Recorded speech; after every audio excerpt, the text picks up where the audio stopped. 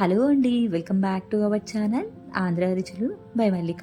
ఈరోజు మనం ఎగ్ పచ్చడిని ఏ విధంగా ప్రిపేర్ చేసుకోవాలో చూద్దామండి. మనం రెగ్యులర్గా చేసుకునే రోటి పచ్చళ్ళకి ఏ మాత్రం తీసిపోకుండా ఉంటుందండి. చాలా టేస్టీగా ఉంటుంది. లేట్ చేయకుండా ప్రొసీజర్లోకి వెళ్ళిపోదాం పదండి. దీనికంటే ముందుగా మన ఛానల్ని కొత్తగా ఎవరైనా విజిట్ చేస్తుంటే కనుక ప్లీజ్ సబ్స్క్రైబ్ మై ఛానల్. ముందుగా స్టవ్ వెలిగించుకొని గిన్నె పెట్టుకొని దాంట్లోకి వాటర్ పూసుకొని 4 కోడిగుడ్లను వేసుకోండి. దీంట్లోనే కొంచెం సాల్ట్ వేసుకొని ఒక 10 నుంచి 15 నిమిషాల పాటు ఉడకనివ్వండి. ఈ ఎగ్స్ మొత్తం ఉడికిన తర్వాత దీంట్లోని వాటర్ పంపేసి చన్నీళ్లు పూసుకొని ఈ విధంగా పైన ఉన్న పొట్టు తీయండి. ఈ విధంగా చేస్తే కనుక పొట్టు చాలా ఈజీగా వచ్చేస్తుందండి. పైన పెంకు ఎక్కడా కూడా ఉండకుండా చాలా నీట్గా తీసేసుకోవాలి.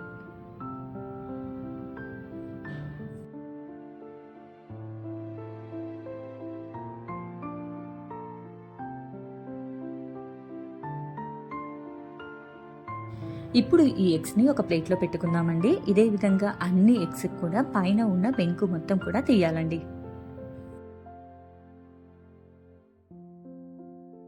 ఇప్పుడు ఈ ఎగ్స్ మొత్తాన్ని కూడా మనం సన్నగా తురుముకోవాలండి, వీడియోలో చూపిస్తున్న విధంగా.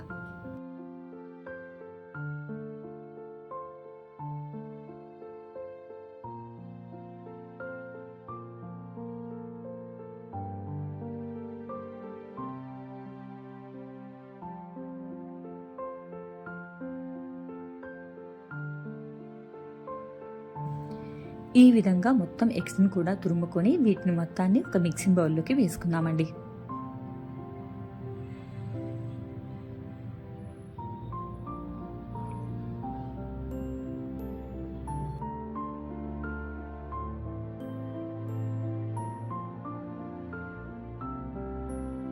ఇందులోకి 1 టేబుల్ స్పూన్ వరకు కారం వేసుకోండి.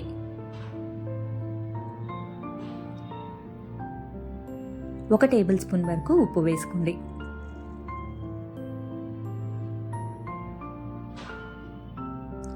పావు టేబుల్ స్పూన్ అంతా పసుపు వేసుకోండి. 1/2 టేబుల్ స్పూన్ ధనియా పౌడర్ వేసుకోండి. పావు టేబుల్ స్పూన్ అంతా మెంతు పౌడర్ వేసుకోండి. ఇందులోకే ఒక పెద్ద నిమ్మకాయని ఈ విధంగా పిండుకొని వేసుకోండి. వీటన్నిటినీ కూడా ఒకసారి బాగా కలిసేలాగా కలుపుకోండి.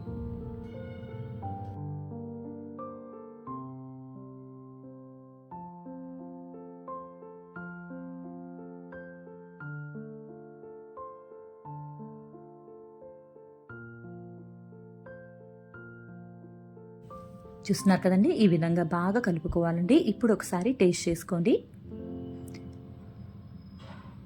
నాకైతే మొత్తం కరెక్ట్గా సరిపోయినాయండి నేను తీసుకున్న క్వాంటిటీకి. ఇప్పుడు దీనికి పోపు వేసుకుందామండి.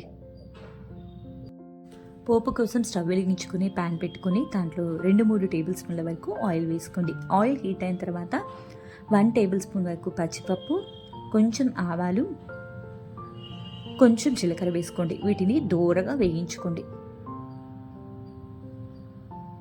ఇవి ఇలా చక్కగా వేగిన తర్వాత దీంట్లోనే ఒక 2 ఎండుమిర్చిని, ఫ్రెష్గా ఉండే కరివేపాకు, కొంచెం ఇంగువ కూడా వేసుకొని ఒకసారి బాగా ఫ్రై చేసుకోండి. ఇవన్నీ మనకి చక్కగా వేగిన తర్వాత ఈ పోపుని మనం ప్రిపేర్ చేసుకున్న ఎగ్ మిశ్రమంలో వేసుకోవాలండి.